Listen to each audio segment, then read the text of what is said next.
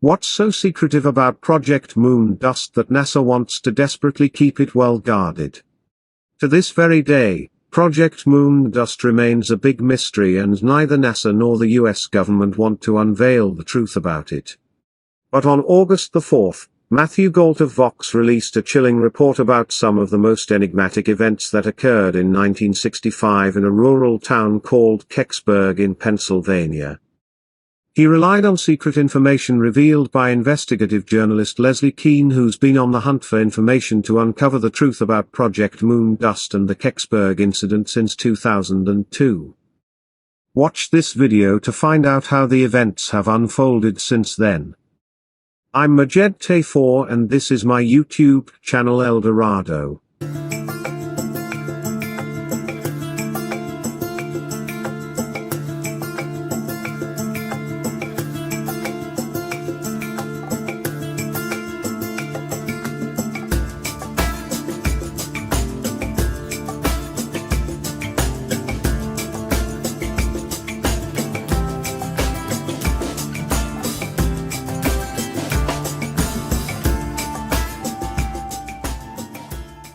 In 1965, something crashed in the rural town of Kecksburg, Pennsylvania.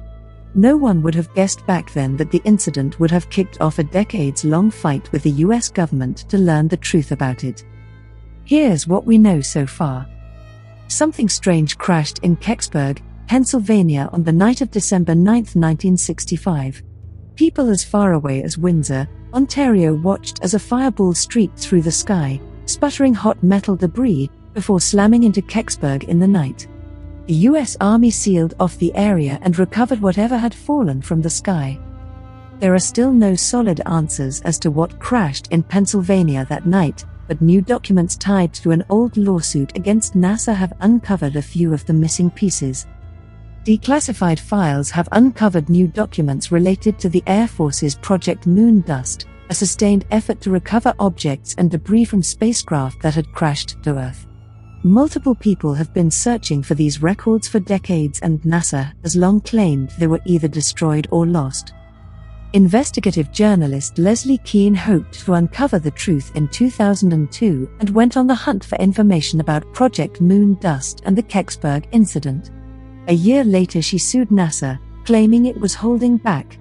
After previously promising to conduct an expedited search for files related to the 1965 Kecksburg UFO crash case, NASA had stonewalled and was withholding documents, leaving no recourse but this one, Kean said in a blog post in 2009. In 2007, NASA finally relented and gave over the files. But some of these files, which are related to Kecksburg and Project Moon Dust, were allegedly lost forever. According to a NASA public affairs document included in this latest round of documents, NASA sent its files to the National Archives for safekeeping 2 years after the Kecksburg incident. In 1996, the National Archives told NASA that the files had been marked as lost since 1987. However, Kean got 220 pages back, including some fragments of the Project Moon Dust records. The files detailed the reasons why they were so hard to find. NASA had destroyed many of them. The 220 pages are an interesting grab bag of NASA communications describing struggles to track down records and State Department communications about Project Moon Dust. The diplomatic cables are particularly interesting and paint a picture of NASA in the 1960s rushing around the world attempting to pick up every scrap that fell from the sky for study.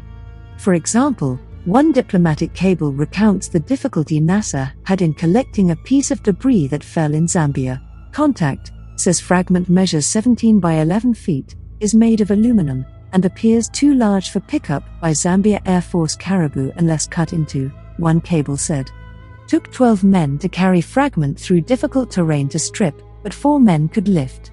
According to the documents, NASA later identified the Zambia fragment as a piece of the Apollo AS-203, an unmanned test craft NASA launched in 1966. The documents are full of the minutiae of the early days of America's foray into space, when anything crashing to Earth could be part of someone's space program. But what, exactly, landed in Kecksburg that night in 1965? In 2005, Just ahead of the 40th anniversary of the incident, NASA announced it was a Russian satellite. But NASA couldn't prove its case because the records had been lost. As a rule, we don't track UFOs. What we could do, and what we apparently did as experts in spacecraft in the 1960s, was to take a look at whatever it was and give our expert opinion, a NASA spokesperson said in 2005. We did that, we boxed the case up, and that was the end of it. Unfortunately, the documents supporting those findings were misplaced. That wasn't NASA's line in 1965. Investigations of photographs and sightings of the fireball indicated its path through the atmosphere was probably too steep to be consistent with a spacecraft re-entering from Earth orbit and was more likely a meteor in a prograde orbit from the vicinity of the asteroid belt, and probably ended its flight over western Lake Erie, it said in an archived press release from 1965. NASA has steadfastly said that the Kecksburg was not the result of an extraterrestrial crash. One of NASA's key goals is the search for life in the universe. To date, NASA has yet to find any credible evidence of extraterrestrial life. However, NASA is exploring the solar system and beyond to help us answer fundamental questions, including whether we are alone in the universe, NASA told Motherboard in an email. We lead the US government's search for extraterrestrial life, be it close to home, on the planets or moons of our solar system, or deeper into space.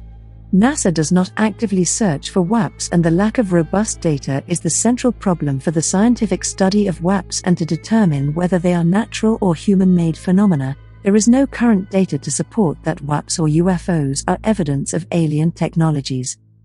The truth of the Kecksburg incident is probably lost to time. That is, of course, unless more files are dug up from deep inside the federal government's archives that can confirm NASA's current story. Sometimes it just takes a fresh set of eyes and a new set of questions to get a little closer to the truth.